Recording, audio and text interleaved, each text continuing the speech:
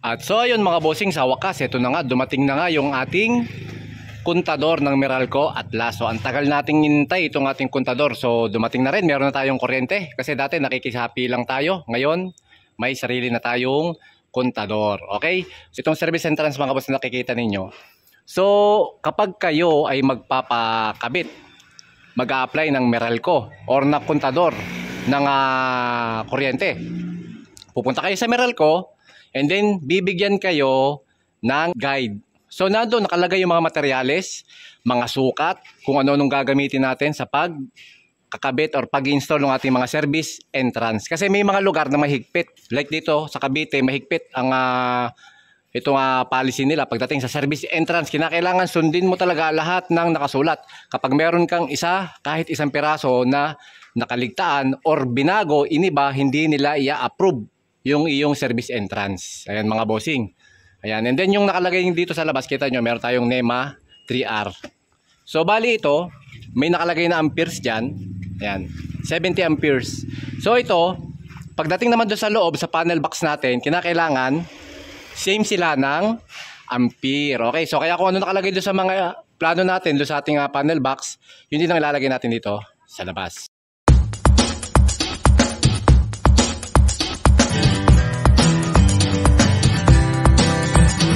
At dito naman sa loob mga bossing ay ayan na nga. So tapos na yung ating scratch coat dito sa loob ng bahay. Ayan, so may scratch coat na lahat yung ating mga SRC panel. Ready na for finishing. So bali medyo madilim kasi yan, nagpalagay tayo muna ng yero sa taas.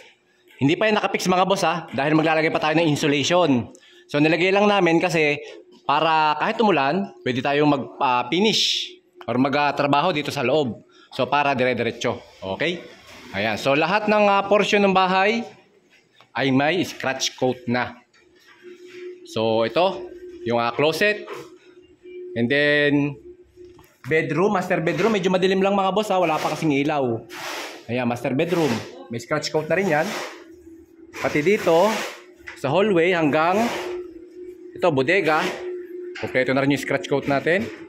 Hallway, mga kwarto, kompleto na rin.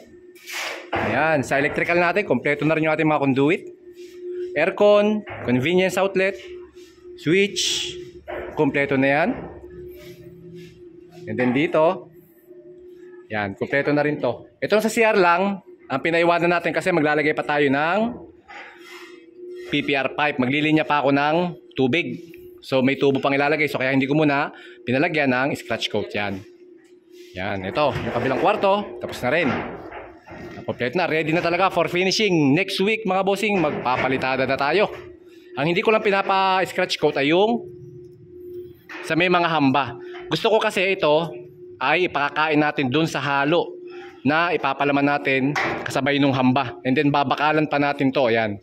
So kaya hindi ko pinaiwanan ko yan, hindi ko pinalagyan ng scratch coat. Ayan. Tsaka kita nyo mga boss, ang linis ng site natin, no? Then yung likod, laundry area, okay na rin. Ito, papalagyan na rin natin na rebukada to. Itong hollow block. Ayan mga bossing. So pati itong sa labas, kompleto na rin. Itong kitchen, dirty kitchen na part ito. So dito, gagawa na lang tayo ng lababo. Ayan. So bali ang lababo natin ay ipapahuli na natin mga bossing kapag napalitadahan na ito. Ayun. Then itong labas, yan, kompleto na rin ang scratch coat. Ayan mga bossing. And then ito nga pala, gumagawa na rin ako ng gutter. Yan, bali ito, magkakaroon tayo dito ng inside gutter dun sa part na yon, sa may laundry area. So kaya mapapansin ninyo, ang gamit nating gutter ay stainless at saka malapad. So hindi ako bumibili or nagkakabit ng mga gutter na gawa na. So talagang nagpapasadya kami ng malapad. So kaya ganyan kalapad mga bossing yung ating gutter. Number one purpose niyan, pag-maintain. So ano ba yung i-maintain natin? Siyempre yung leak. So once na magkaroon ng leak to, although stainless yan, so magkaroon man siya ng leak, madali ang maintenance kasi malapad. So madudukot mo yung mga sulok-sulok, yung mga pinagdugtungan at yung mga pinaglagyan ng mga elastosil.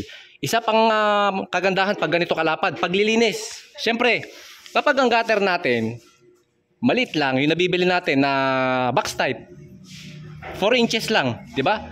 Once na nagkaroon ng overlap yung yero, ay kakapiraso na yung natitira. So, ang magiging problema natin, paglilinis. Lalong-lalo na sa ganitong lugar, nakita nyo, nakatapat sa puno. So, yung mga dahon ng mga puno na yan, ay magiging problema sa gutter natin. Pero, syempre, lalagyan din naman natin to ng screen. Ang problema, syempre, yung mga dahon ay biodegradable yan. Nabubulok, naaagnas. So kaya naman, kahit may screen yan, kapag yung dahon natin ay bulok na o madudurog na siya, papasok pa rin doon sa ating gutter. At pagdating ng araw, ay magiging lumot siya, parang putik, katagalan. So kaya naman ganyan kalapad, pag nilinis natin, wala tayong magiging problema. Kahit humiga pa tayo dyan mga bossing. Di ba? Yan yung kagandahan ng inside gutter na malalapad. So kaya pag maggagawa kayo ng inside gutter, gawin nyo mga bossing, ganyan na. So para mas maganda, hindi kayo magkakaroon ng problema in the future.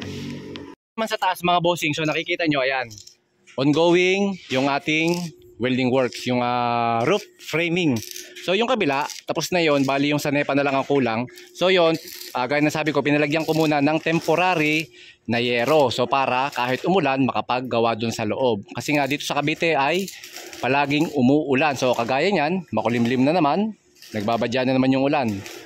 Ayan. So dito naman ay nagkakabit sila ng mga C-Farlins para dun sa pamakuan ng yero.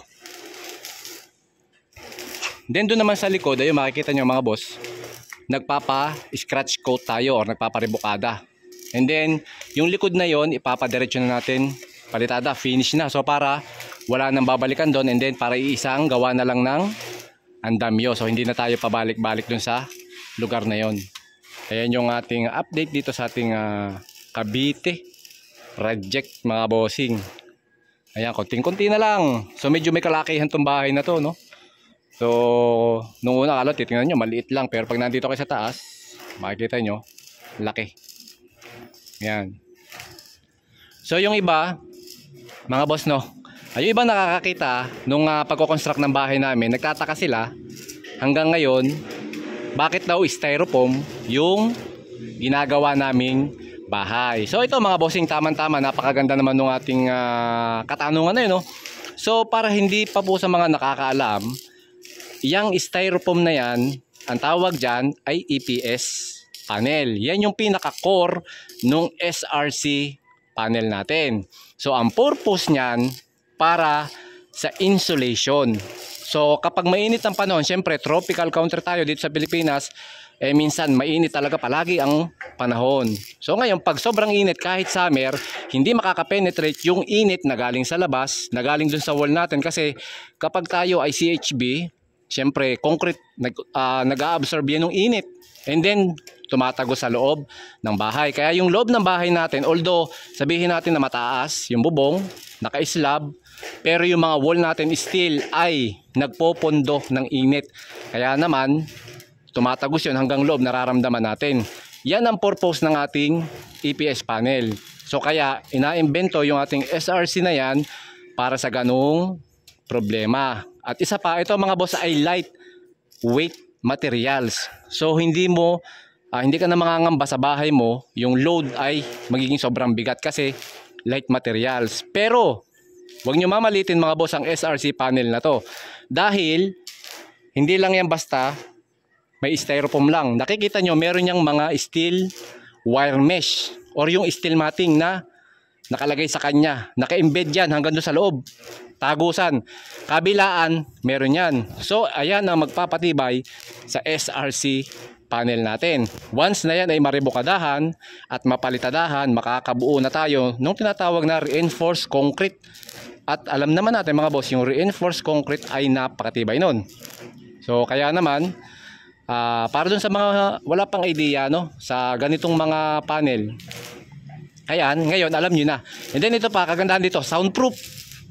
Hindi natin basta-basta maririnig yung mga ingay sa labas. Dahil nga doon sa ating SRC panel, doon sa ating EPS panel na styrofoam, yung ating EPS. Isa pa, kagandahan pa ng isa, kapag may aircon tayo, magbukas lang kayo ng aircon ng ilang oras, hindi nyo na kailangan mag-aircon maghapon.